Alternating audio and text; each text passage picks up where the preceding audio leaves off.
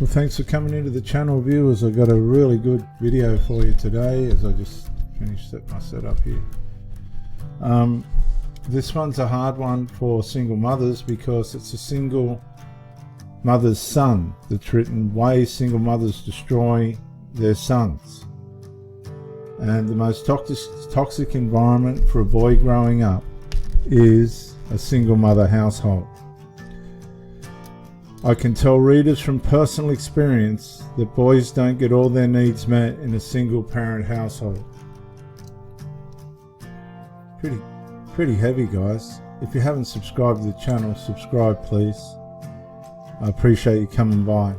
Many of the lessons they learn in that hostile territory growing up make them into lost, confused men with no defined sense of identity. And viewers, I can relate to that because I lost my identity through the spite of my mother for my father. Even though he did wrong, I had no identity. I can even remember them coming to the school in second class and they changed my name. I'll never forget it. I didn't know who I was. How does a single mother destroy her son? Let me count the ways. Number 1, speaking negatively about their father. The most damaging thing a mother can do is speak badly about a child's father in front of them. These negative statements about the child's father are the equivalent of hitting the child with a fist in the jaw. One half of that child is the father. And when he hears his mother saying negative things about him, usually the boy grows up doubting himself.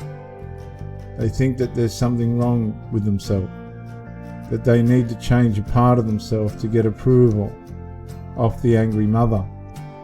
It's these identity issues that usually cause him to resolve to not liking his father. It's these identity issues that cause a boy to hate himself. And I can remember that our perception of my father was one of, he must be an evil man. Mum don't want him near us. She doesn't want us to know him. He wasn't allowed to come around. It was later in life when I decided to find him that I found out the do's and don'ts of who he really was in the end. And that's another story in itself. Number 2, saying negative things about men. Now, I've seen this in some of the single mothers that I've been acquainted with. Thanks to their failed relationship with the child's father, many single mothers have subconscious hatred of men. And they express that hatred about every man they come into contact with, saying things like, that no good nigger, or men ain't shit, or doing things like avoiding male cashiers, salesmen, and speaking negatively about male acquaintances have a profound impact on children, especially boys. Hearing these negative statements and seeing these misandristic actions about men and regarding men make little boys afraid of embracing their masculinity and their male identity. One of the easiest ways to turn a boy into a meningia is to have him constantly hear numerous negative statements about men from his mother. When a boy hears that his mother hates men, he resolves to not be like them, which simply is self-hatred. Number 3, teaching their sons to disrespect their father's authority. Now, I've seen single mothers collude with their sons and cause an overthrow in the house to the point where the father leaves. He just doesn't want to tolerate the mother and the children lining up against him. He leaves. One of the most dangerous things single mothers indirectly teach their children is to disrespect male authority. By making negative statements about the child's father, dismissing things he says and telling them to disregard his instructions. She teaches her children to have no respect for male authority and to have no regard for males in charge. Most mothers think they're getting back at the dad by doing this, but they don't see the long-term damage they do by teaching their sons to have contempt for their fathers. Boys growing up to disrespect their fathers have no respect for all other men in society, and that's absolutely true, because I've had relationships where, in one particular case, the males, young males in the family, sat there and said, "We don't like middle-aged men." I thought, well, that's your problem, not mine. 1, 2, 3, 4. Teaching their sons to disrespect male authority and male authority figures. When a mother teaches her son to have no respect for the authority of their fathers, it teaches them that men are not to be respected. Big mistake. That can get them into trouble when he runs into male authority figures such as supervisors and police when he gets older. Excuse me. This is why many boys who come from single-parent homes have a hard time adjusting to the real world. When challenged by male authority figures, they often resist them or disrespect them because they're being made to believe they're beneath them. Very interesting, because I've been triangulated by mothers and their children with this kind of attitude. What most boys from single-parent homes don't understand are that these men that they have little regard for have power to fire them from their job. And if they're in law enforcement, these men have the power to kill him if he doesn't follow their instructions to the letter. The next one, projecting anger at the father onto the son. It's not common for a single mother to go into an angry rant when their son does something wrong or makes a mistake when they disagree with her. And on the other hand, they can go into a passive-aggressive state and not talk to the sons at all. Oftentimes she's venting the rage she feels about the child's father at the son. Statements like, "You're going to grow up to be just like your no good daddy," hits the boys like fists.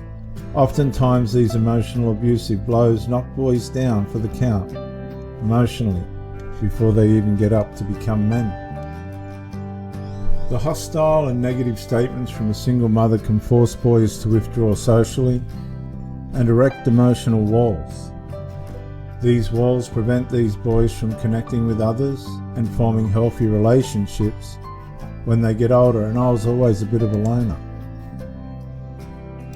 Very interesting. Next, not allowing their father to see them. This happened to me. While things between a single mother and the child's father may have soured, the mother should never deny the father a right to see his child if he wants to see them. Contrary to the belief of most feminists and liberals, a woman cannot be a mother and a father to a boy. Nor can she raise a boy to become a man. Boys need that relationship with their father to gain a sense of themselves and to understand their masculinity and male identity. Without a relationship, they often grow up lost and confused about their identity as a man. When boys can't answer those questions that only a father can answer, they take cues from hypermasculine images in media or from ideas from their peers to fill in the empty space regarding what type of man they should become. And if this media isn't available, he starts taking cues from their mother regarding what type of man they should be, and that could be very, very wrong. Bring in substitutes for a father. I've had enough single mothers to know how this works, but I've never tried to be the substitute for a father. Not my business. Many single mothers who have alienated the child's father and are overwhelmed trying to bring in a substitute male role model for them. Unfortunately, this man often never measures up or is capable of doing the job of the child's father. Oftentimes he winds up just as overwhelmed and frustrated as a single mother is, because he has no understanding of the family's history or the previous history of the child. What most single mothers don't understand is that only a father can meet the son's needs.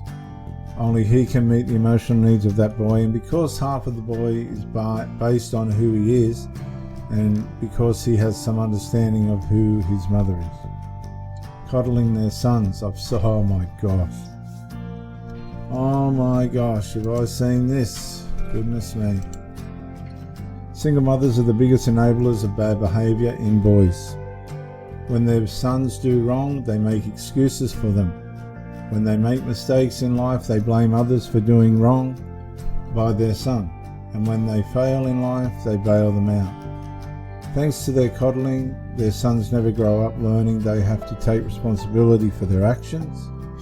Oftentimes, the sons of single mothers often grow up spoiled with a sense of entitlement and a belief that the world owes them something that makes them impossible adults to deal with. Inconsistent discipline. I've seen this.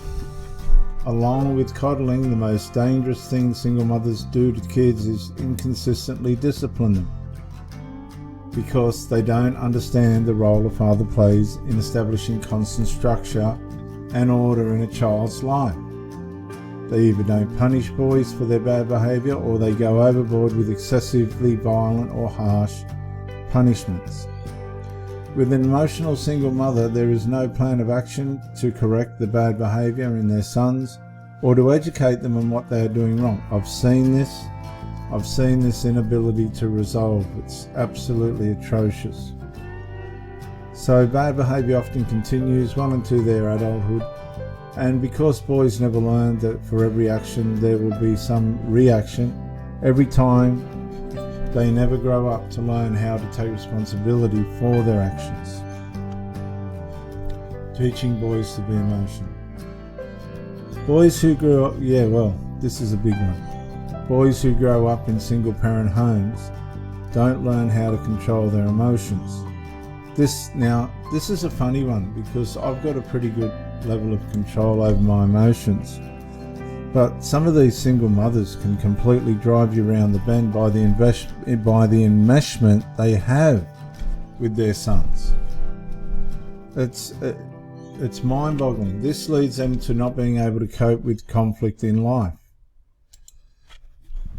A boy has to grow up to learn discipline and self-control in order to navigate life in the real world. When he's raised to think logically by his father, he learns the self-control that allows him to walk away from trouble. He thinks about the long-term ramifications of his actions and the impacts of those actions on others. But when he's raised by a woman, he learns to think of his short-term feelings. And when he acts on those feelings, he often says and does things he regrets. I can remember in my last breakup, I tried everything not to crack. I tried everything, but in the end I cracked. And all that underlying frustration and tension and aggravation's gone now. It's amazing. A man who has no control over his emotions is more prone to go into a rage, where he beats a woman who disagrees with him or says no to him, gets into fights with men over silly things like baseball games or a look in his direction, or his words and actions can cause him to get into a scuffle with police where he's fatally shot and killed for resisting arrest. This loss of self-control can cause him to be seen as weak by other men and make him a target for the abuses of both predatory men and women. And I've had young adult men who have come out of at least 5 years with a single mother and have said that they've been made drunk by women and raped by women. I don't know how that works. That's one of the strangest things I've ever heard. Not teaching their sons boundaries, or what boundaries are. Some single mothers just don't understand what structure is like men do. And I've seen this, and part of the healthy establishment of structure is establishing boundaries. Now, a lot of these enmeshed single mothers don't have boundaries with their sons, and that's how the covert emotional incest keeps itself alive. Boundaries are imaginary lines in the sand that keep boys safe. They keep boys from going too far and doing things that will hurt them. A strong father teaches their sons what boundaries are at an early age. Boys who grow up without boundaries cross lines. They take dangerous, unnecessary risks. They don't know when they're gone too far. They violate people's personal space, and they can't take no for an answer. This leads to people having to do things like take out restraining orders, have them arrested, beat them severely, or even kill them to make them stop whatever they're doing. And this is true in different countries. The killing part doesn't necessarily happen here in Australia, but the other stuff does. Not teaching their sons coping skills. Now, I've seen adult boys, adult men have psychological and narcissistic collapses. Boys who grow up in single parent homes often don't learn how to cope with obstacles life throws at them. One of those obstacles is mummy getting attention from other men. When things like rejection, failure and loss come into their lives, they don't grieve, hurt. They don't grieve, hurt for a while, and then move on like real men do. Instead, they go berserk. Boys who haven't been taught coping skills by their fathers can't deal with the many curves life throws at them. When their girlfriends leave them, they stalk and kill them. When they lose a job, they go on a shooting rampage. And when life just gets too damn hard for them, they can often commit suicide. The next one, establishing a codependent relationship. One of the most destructive things single mothers do to their sons is try to turn them into a surrogate husband. Oh, covert emotional incest. What they don't understand is that what they're doing is establishing a codependent relationship with them. This is called covert emotional incest, one of my big subjects on the channels. In this codependent relationship, single mothers attach an emotional hose up to their sons. As they use their sons to get their emotional and other needs met, it literally sucks the life out of these boys and prevents them from growing up to becoming healthy, functional men who can have a relationship with women his own age. Thanks to codependent single mothers, boys never learn to get their own lives and become their own man. And viewers, I think we'll go on to the next section, smothering, bullying, trying to run his life. In the next video, I'll do a part 2. This is Reverend Dr. J.W. Morrison, theologist. Bye for now.